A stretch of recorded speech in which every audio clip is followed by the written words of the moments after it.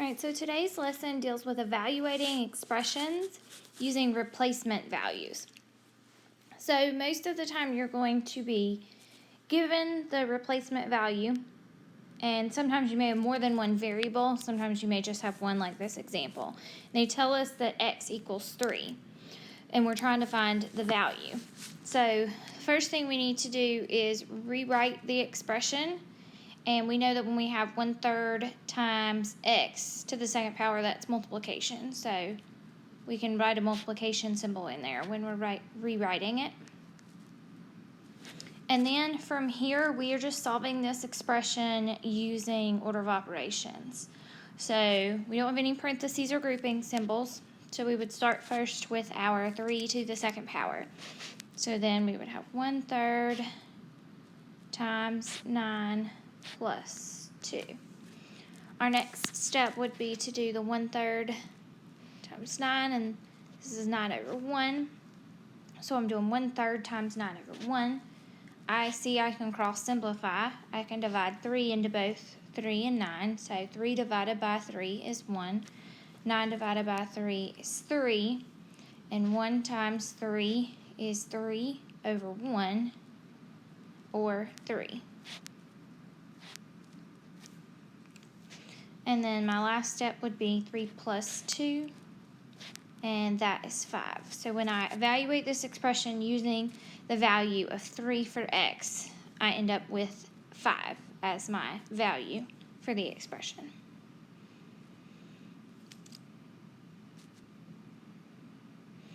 All right, so we're going to look at a couple different problems. This one has two different variables. We have x is equal to 4, and y is equal to 2 4/10.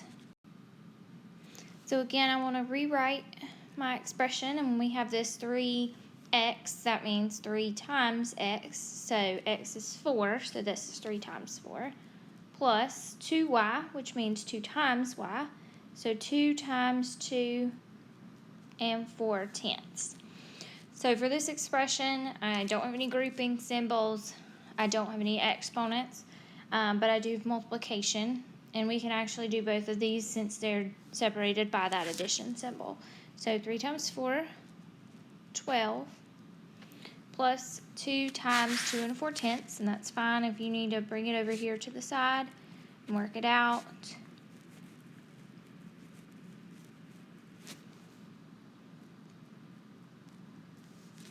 And now we have 12 plus 4 8/10.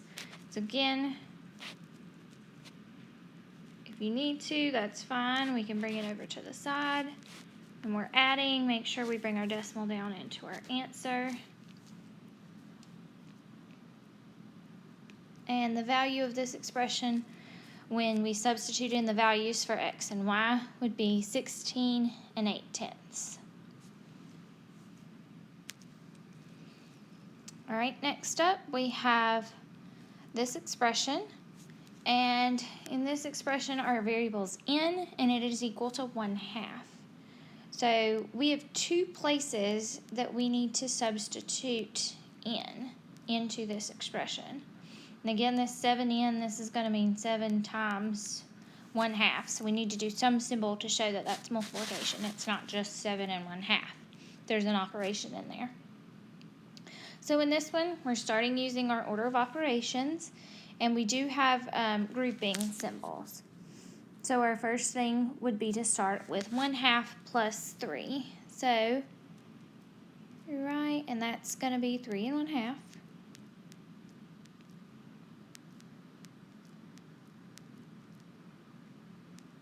Okay, at this point now, this is 5 times 3 1/2, because parentheses is another way to represent multiplication, and 7 times 1/2, and it's separated by that subtraction symbol, so we can go ahead and do both sides. If we need to change 3 1/2 into an improper fraction, we could say 3 times 2 is 6, and 6 plus 1 is 7, so this is 7/2. So we're saying 5 over 1 times 7/2. We can't cross simplify anything here, so we end up with 35/2 on this side. Well, 7 over 1 times 1/2. Again, we can't cross simplify anything. So we end up with 7/2. So our last step is going to be 35/2 minus 7/2. We've already got our common denominator of 2. So we can just subtract our numerators. 35 minus 7. And that is 28. We keep our same denominator of 2. And then we want to see if we can simplify this down any further. Well, I see that 2 can divide evenly into 28. So 28 divided by 2, because this is also, we know, the operation of division. So 28/2 is the same thing as 14. All right, next up, we have evaluate 7xy when x equals 2 5/10 and y equals 9. So again, this 7xy means 7 times x times y. So we're going to substitute 2 5/10 in the place of x and 9 in the place of y. So we want to start out, this is all multiplication, so we're just going to work left to right. Again, if we want to bring it over here to the side and multiply it out, 7 times 5. 7 times 2 is 14. So we end up with 17 5/10 times 9. So again, now we're multiplying 17 5/10 times 9. So 9 times 5, 4. All right, 9 times 7 is 63 plus 4. I'll carry that 6. 9 times 1 is 9, and 9 plus 6 is 15. We have one decimal place, so one decimal place in our answer. So after we evaluate and find the value of this expression after substituting, we have 157 5/10. All right, on this last one, you notice we have multiple values. What I encourage you to do is to copy each one of them, substitute in, pause the video, work them out, and then come back and watch the video and make sure that you are on track, that you got the same answers to each one of these. Okay, so let's start out with number 1. Anytime we see A, we're going to substitute 3. And again, this is A times B, so that's going to be 4 plus 4 times 5, because B is 4, C is 5, and then divided by D. For these with multiple variables, I would always double check my values before I solve, because if you've plugged something in wrong to the expression, you're of course going to get the wrong value, no matter if you do all the work correctly. So we don't have any grouping symbols. We don't have any exponents. But I see multiplication in 2 places divided by an addition sign, so I can go ahead and do it both, working left to right. And 3 times 4 would give me 12. And 4 times 5 would give me 20, divided by 10. We have 20 divided by 10 next, because that's division and it comes before addition. So that's 2. So number 1, we should end up with 14. For number 2, again, I'm going to rewrite. 5 is C, A times D. And then A is 3 plus 4 for B. Alright, so we know that this line in the middle looks like a fraction bar, but it also represents the operation of division. So I need to finish the top of the expression, the bottom of the expression, and then division would be my last step. And that makes it a little out of order for order of operations, but we can't divide the top number by the bottom until we know their values. So I'm going to start out with the top, and I see 3 times 10. So that's going to give me 30. Okay, now we have addition left just on both the top and bottom. So 5 plus 30, 35, and 3 plus 4 gives me 7.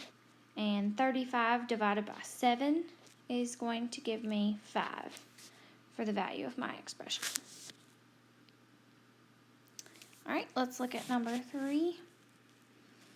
So let's rewrite it with our values. B is 4, D is 10, oops, left out that parentheses there, plus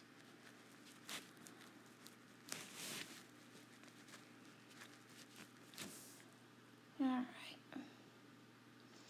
So the first thing I see in this one is we have some brackets, we've got parentheses. So I always want to start inside of my grouping symbol. So the larger group of brackets, but then within that, I need to start within my parentheses. And for this, we would have 4 times 10 plus 5. So we would start with that multiplication in there. So 4 times 10.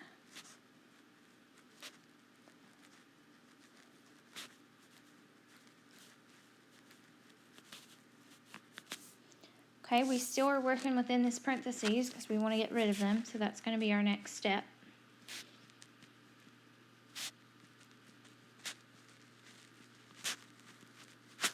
Okay, so now we've gotten rid of those parentheses. So now I'm working within this larger set of brackets. And the first thing I see, we've gotten rid of parentheses, but I still have exponents. So 3 to the second power would give me 9. Again, we're still finishing up inside of these parentheses, and we're going to finish out with 45 divided by 9. And then the last step is 2, and anytime we have grouping symbols and a number right next to them, no other operation, those grouping symbols are telling us our operation, and that is multiplication.